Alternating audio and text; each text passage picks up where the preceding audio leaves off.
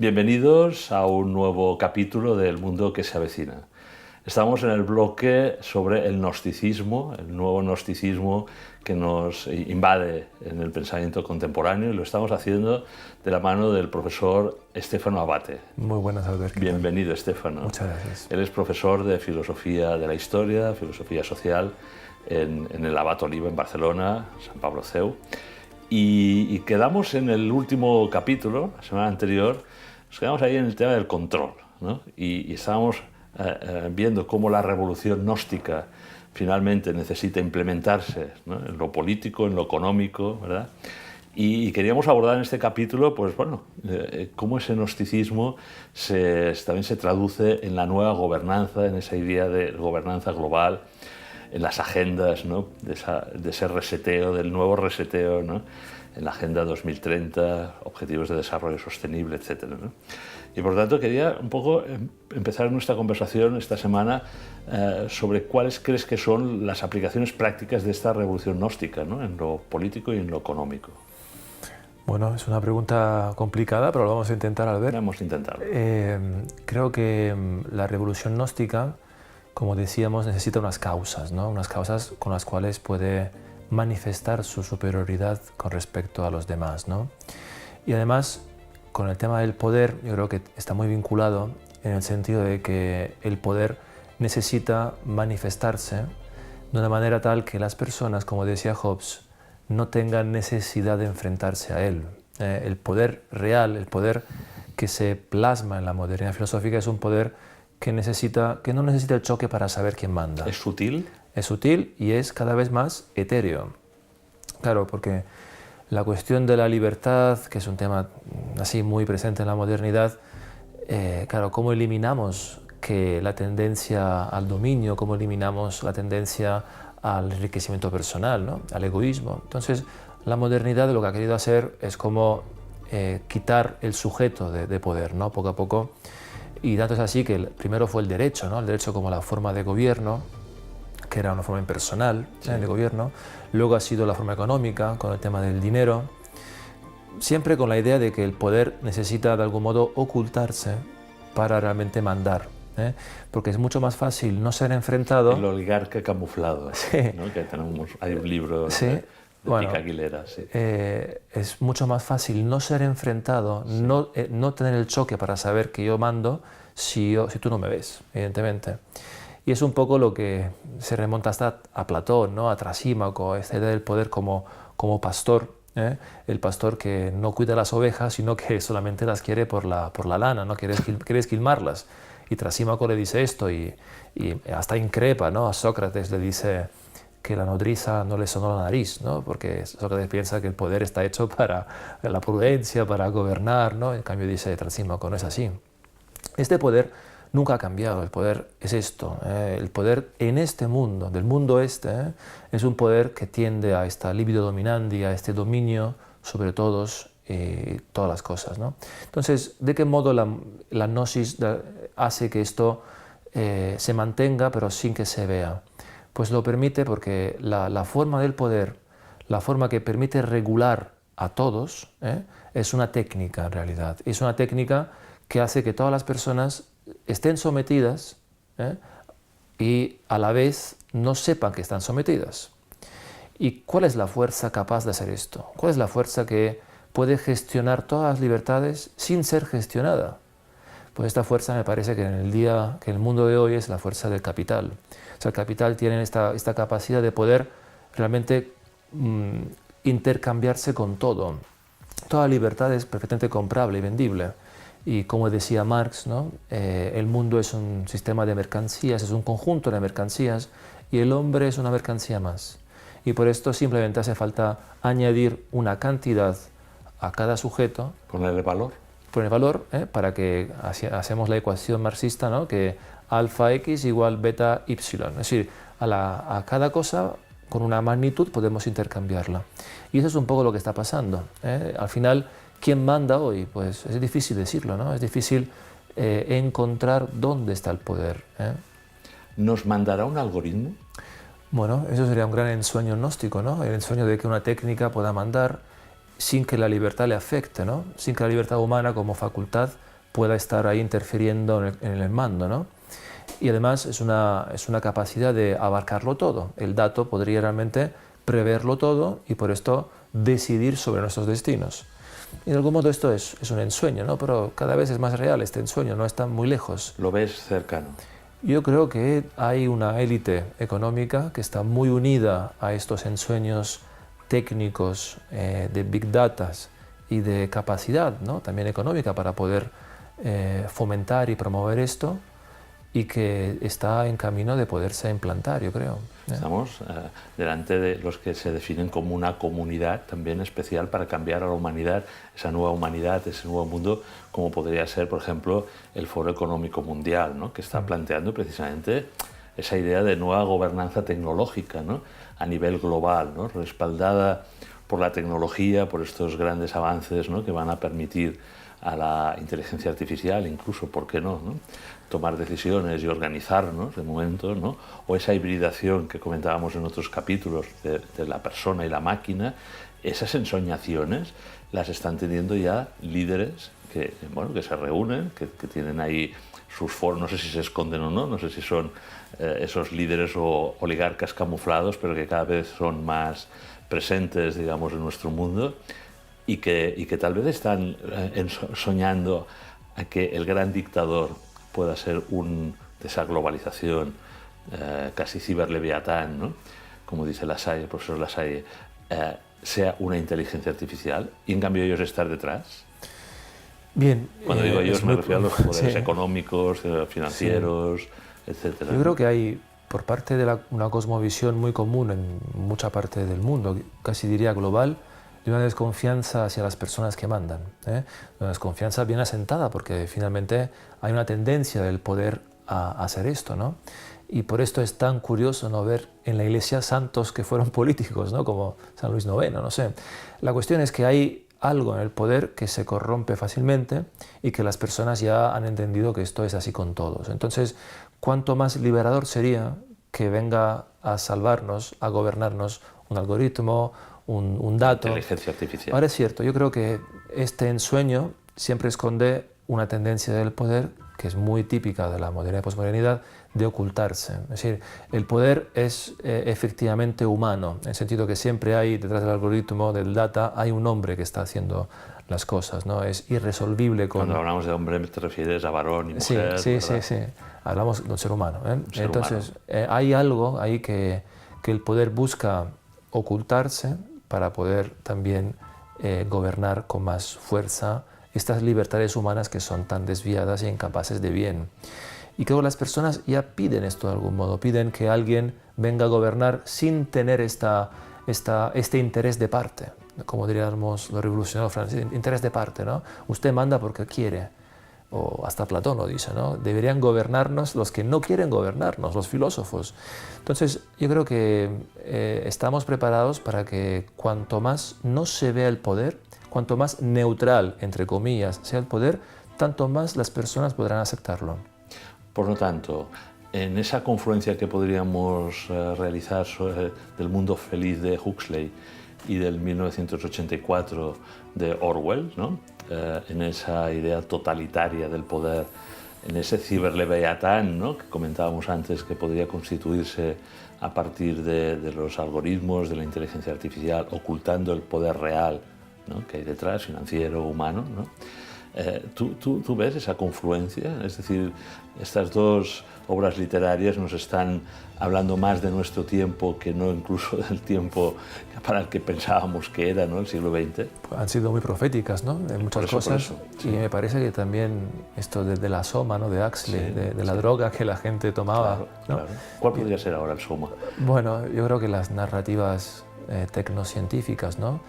Tienen este punto analgésico para nuestras vidas, ¿no? Que nos permiten no contemplar la dureza de la vida en su finitud y escapamos con la técnica que nos salva otra vez, ¿no? Con lo que sea, desde los medicamentos a las vacunas o lo que sea. Es decir, hay algo que la técnica que nos salva, sí, porque nosotros entendemos que algo está fallando en nuestras vidas. Y esta angustia es un motor para el poder, porque la angustia permite ser cabalgada por parte del poder para ofrecer soluciones. ¿Y el miedo? El miedo también. O sea, el sistema actual es el mismo que crea el problema y da la solución. Entonces, la angustia de la población, la angustia del miedo, que alguien venga a salvarnos, que venga alguien y nos salve delante de la catástrofe inminente, es una gestión del miedo. Bauman lo dice, el Estado moderno ha querido gestionar siempre el miedo. El miedo es una gran herramienta del poder, ¿no? Así como el esconderse lo es, el miedo lo es, el catastrofismo lo es, y también la técnica, ¿no? Como elemento de salvación moderna, posmoderna, es una herramienta de poder. ¿Quién nos puede salvar? ¿Quién tiene la técnica? O sea, en esos nuevos mesianismos, ¿no? que ya hemos ido comentando a lo largo de estos capítulos, ¿no? Los apóstoles de esas nuevas profecías, de esa nueva esperanza secular, ¿no? Pues bueno, generan una serie de documentos, ¿no? Estoy pensando, por ejemplo, en la Carta de la Tierra, ¿no? Que es un poco, si después vamos analizando, pues casi como la constitución de este nuevo orden mundial, ¿no? En el ámbito ambiental, ecológico, ¿no? En donde ahí ese relato va a ser asumido por todos, ¿no? Pero que después se va a ir desarrollando, después lo comentamos, pues en la Agenda 2030, los Objetivos de Desarrollo Sostenible, ¿no? Bueno, no sé si conoces, yo creo que sí, ¿no? Que en su momento cuando se promulgó y firmó la Carta de la Tierra, ¿no? Bueno, pues Gorbachev, que fue uno de los impulsores, vino a decir, bueno, ya tenemos, ¿no? La nueva Constitución Global que sustituye a los 10 mandamientos, ¿no? Y de hecho también hay como unas escenas donde el libro, digamos, donde está la proclamación de la Carta de la Tierra, pues se lleva en procesión a través del Arca de la Esperanza, ¿no? Por algunos espacios de la ONU, ¿no? Y está depositado en lo que sería la réplica, la sustitución de nuevo, ¿no? Siempre hablamos de este espejo, ¿no? Del Arca de la Alianza con los 10 mandamientos, en este caso el Arca de la Esperanza secular con la Carta de la Tierra, ¿no? No sé si has trabajado un poco en el tema, pero ¿cómo verías ese documento casi fundacional, ¿no? Del nuevo orden, de esa revolución gnóstica, ¿no? A partir del ambientalismo, ¿no? De la Carta de la Tierra? Sí, hay un problema, ¿no? Con el tema del ecologismo en general, que es el tema del lugar del hombre en el mundo, del ser humano en el mundo, ¿no? Y entonces se entiende que hay una personificación de la naturaleza, que es totalmente posmoderna, a la vez que hay una animalización del hombre, ¿eh? O sea, el hombre es un animal más y como tal debe respetar, ¿no? La naturaleza. Y claro, todo lo que ocurre en la naturaleza como desorden posible, ¿no? Para el hombre, es visto que el hombre es el responsable de esto, el hombre como cáncer del planeta. El antropoceno. Sí, el antropoceno, ¿no? Entonces, la superación del hombre como problema de la naturaleza es algo muy, muy actual. Y de hecho, somos culpables del cambio climático, ¿no? Claro, de las especies. El hombre es el cáncer del planeta. Si no hubiese hombre, somos un virus. Seríamos mucho más felices, ¿no? Sí. Como planeta, ¿no? Sí. Claro, esa es una subversión del orden natural de las cosas, ¿no? Si el hombre con su razón, con su facultad racional, emerge como conciencia en este mundo, como única conciencia frente a la magnitud de las cosas creadas, claro, según la visión católica, todo se ordena a aquel que puede entenderlo, el mundo, que es el ser humano.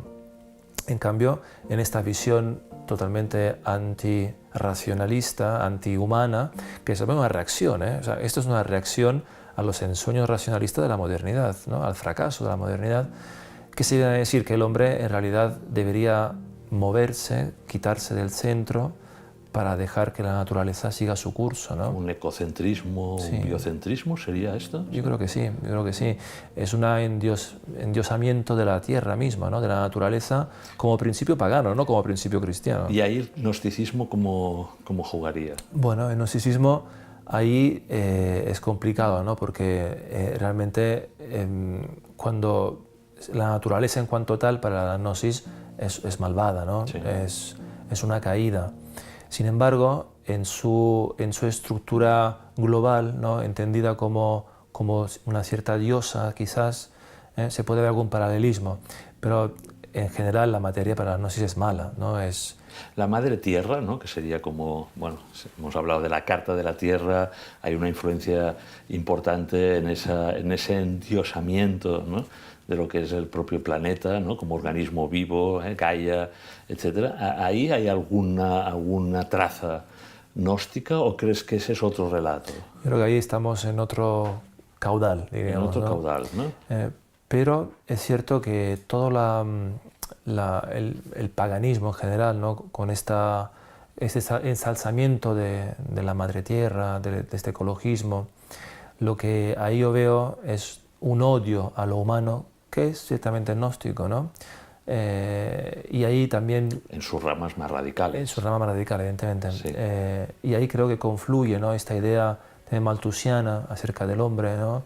Que el hombre debería desaparecer para que haya una naturaleza finalmente pura, sanada.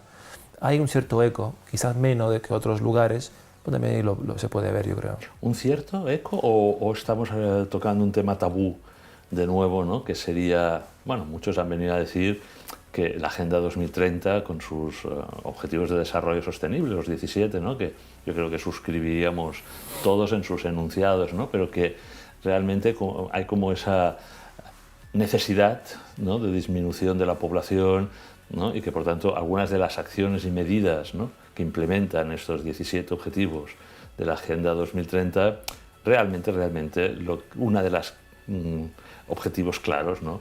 Es la reducción de la población, ¿no? En esa visión malthusiana que tú creo que Malthus nunca ha salido de la pantalla, ¿no? Nunca ha salido de la pantalla. El eugenismo tampoco. Nunca se ha ido, ¿no? Nunca se ha ido, ¿no? Malthus es una idea muy radical acerca del lugar del hombre en el mundo, ¿no? Sí. Y que hay una intersección histórica que impide la misma vida humana en cuanto los recursos crecen en un ritmo mucho menor que la población humana. ¿Eso es un mito, es un relato? Lo que se ha visto que es un relato, porque desde hace ya 50 años que se viene diciendo que el planeta Tierra no tiene capacidad... Los límites del Club de Roma... El catastrofismo, ¿no? Esta llamada... El colapso. El colapso. Y creo que toda esta línea anticoncepcionista, abortista... Sí. Yo creo que tiene mucho que ver con esto, ¿no? Eutanasia también. La infertilidad... ¿no?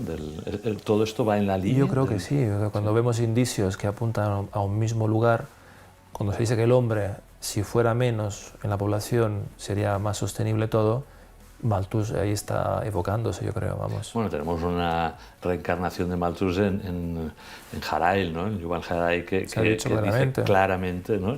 Precisamente en estos foros, en el Foro Económico Mundial, ¿no? Por ahí se puede encontrar con sus palabras textuales que efectivamente toda esta falacia transhumanista, esa idea del poshumanismo, del hombre nuevo, de la nueva humanidad, solo se puede producir si somos menos, ¿no? Si somos muchos menos. Y tampoco se habla del ser humano descartado, ¿no? Del que no va a coger el tren del mundo que se avecina en esa visión gnóstica y tecnocientífica. Creo que esto es una visión muy pagana, o sea, donde la fuerza se impone y la fuerza es el elemento que decide quién vive y quién no, ¿no? Los débiles deben morir en ese sentido. Los débiles no tienen derecho de poder seguir viviendo en un contexto donde los más fuertes, los más adaptados, capacitados, por eso se habla de la sobrecapacitación, claro, por la técnica, en el transhumanismo, ¿no? Nos quedamos con pocos hombres superdotados, supercapacitados, pero los demás los descartamos. Esta cultura del descarte, esta cultura donde solamente prima y gana el más fuerte, es muy pagana. Solo que nosotros no estamos acostumbrados a esto. El mundo cristiano, que ha sido, como decía Benito XVI, un enorme exorcismo frente a estas fuerzas despiadadas del mundo, pues no está todavía preparado para asumir la violencia de una vida donde solamente el más fuerte puede sobrevivir. Sin embargo, todo esto va en esta línea, ¿no? La despoblación, el tema del aborto, el tema de eutanasia, son todos elementos que nos hacen ver que la vida humana no fruible, no servible, que no produce, es una vida que puede descartarse sin problema. Pero claro, sin embargo, repito, ¿no? Tú lees los enunciados de los Objetivos de Desarrollo Sostenible, ¿no? De esta Agenda 2030 y todos son muy loables, ¿no? La disminución de la población, de la pobreza, ¿no? El cuidado del medio ambiente, ¿no? ¿Dónde deberíamos estar alertas? En este caso los cristianos, ¿no? En nuestro ámbito católico, ante estos relatos y si, repito, ¿no? si son una consecuencia práctica, ¿no? Como documentos prácticos de esa revolución gnóstica que hemos ido hilvanando, ¿no? Yo creo que tenemos de ver de dónde vienen, ¿no? Quién los ha hecho y qué tipo de concepción del hombre hay detrás de todo esto, ¿no? Y si vamos un poco escarbando y viendo qué hay detrás, yo creo que hay una concepción del hombre profundamente negativa, desde el tema de la libertad, el tema de la procreación, el tema de la sexualidad, entendida como diferenciación sexual. Yo creo que hay muchos elementos que nos hacen ver que la agenda, el patrón que se quiere seguir es un patrón que es profundamente antihumano, que lo humano puede ser desechado, descartado, y por cuanto se ponga un ropaje de buenas palabras, hay que ver luego quién lo hace, cómo lo hace y qué es lo que propone. Por tanto, hay una contraposición de antropologías, ¿no? Estamos en esta batalla cultural contraponiendo dos cosmovisiones antropológicas. Yo creo que sí, vamos, me parece que es muy evidente que la única antropología que todavía consigue defender una dignidad del hombre es la concepción que viene del mundo griego y romano en cierta parte y luego el mundo cristiano. Hay un autor que, por cuanto sea de ámbito marxista y tal, a mí me gusta, que es Martínez Marzoa, que dice claramente que quien piensa que el marxismo, en todas sus vertientes, ¿no?, puede ser todavía un enaltecimiento de la dignidad humana o que el hombre prima sobre las injusticias, dice, se equivoca mucho. Aquí hablamos de la supresión de todos los valores. Todo vale cero para que luego podamos saber realmente qué es lo que vale. Entonces, si todo es perfectamente cuantificable e intercambiable, lo humano es otro peso más entre otros, que puede ser la tierra, puede ser el desarrollo sostenible, puede ser la ecología, puede ser un número de cosas muy distintas, pero el hombre es una pieza más, no es algo distinto, no emerge de forma calitativa frente a otras magnitudes. Cuando se habla que esta globalización o esta gobernanza global se sustenta en un marxismo cultural, ¿a qué crees que nos referimos? Bueno, nos referimos en que el marxismo como doctrina política y de la praxis ha tenido, ¿no?, un modo de actuar que en un principio, como decía Lenin, ¿no?, se fundamenta en los cañonazos, en las bayonetas. Hay que asaltar un palacio de invierno, hay un poder que está centralizado. El marxismo más bien gramsciano, el marxismo que nace en los años 20 en Italia, es un marxismo que entiende que la estructura económica y cultural occidental no es como la rusa de la época de los zares. Entonces, el poder está mucho más difuminado, está mucho más, son micropoderes, diría Foucault, y por eso hace falta asaltar al poder a través de los lugares culturales donde está escondido. Y por esto, decía Gramsci, ¿no?, de lo que llamaba los centros de radiación cultural, las universidades, editoriales, centros de pensamiento. Y por esto, para ir al poder hace falta primero conquistar estos lugares con una estrategia de conquista y de mantenimiento. Este acordeón marxista cultural, ¿no?, es lo que hemos visto en las últimas décadas. Momentos de conquista, momentos de posición, hasta luego que la situación dé fruto y dé lugar a otra conquista, ¿no?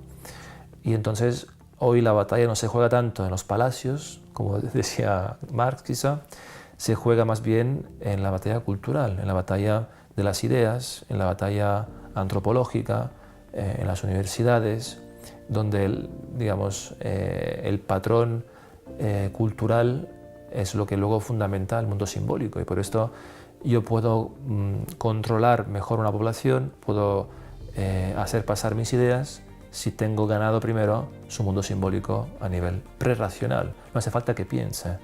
Tengo en su mente una estructura simbólica que en cuanto yo diga una palabra, lo tengo ganado. Conspiracionista, estás fuera del discurso. O negacionista, estás fuera del discurso. Es decir, hay una categoría prerracional que se usa para poder conquistar lo que el poder quiere conquistar, que es el cuerpo y el alma. No solamente el cuerpo y alma. Eso es muy gnóstico. Evidentemente. Y la educación juega un papel importante, ¿verdad? La educación es el centro de lo que ha sido, por ejemplo, la modernidad, ¿no? Uno lee a Fichte y se da cuenta que la educación es el lugar donde se plasma la nueva generación de vida, el nuevo mundo neumático. Y que, como decía Foucault, yo creo que tiene mucha razón en esto, si pensamos que el Estado moderno ha educado a una población entera en Occidente, haya sido por mera caridad, nos equivocamos mucho. La educación y la salud, dice Foucault, han sido los elementos que el Estado moderno ha usado para tener una masa de trabajadores que fueran medianamente cultos y sanos en la salud, pero para la fábrica, no porque el pastor quería otra cosa que la lana de las ovejas. Y por esto en un mundo en el cual el trabajador, eje simbólico fundamental, el trabajo, ya no es tan importante para la producción, ya la educación y la sanidad no son tan importantes, ¿eh? Ya no son el centro de la acción gubernamental, y por esto vemos cómo se desmantela la educación, se desmantela la sanidad, y sin embargo la educación pública, me refiero, ¿eh? La educación luego se vierte por dos canales, ¿no? El modo en el cual las personas socializan con la cultura ya no es tanto la escuela, que también lo es, evidentemente, pero también es la gran oferta cultural, ¿no? Que se da, por ejemplo, en las series televisivas, que se da en TikTok, que se da en Instagram, que son ya patrones, ¿no? Culturales ya programados para las personas. Estéfano, si te parece, lo dejamos en este punto porque me gustaría tratar el tema de la educación precisamente la semana que viene. Por tanto, te invito a que nos acompañes una vez más. Muy bien, muchas gracias.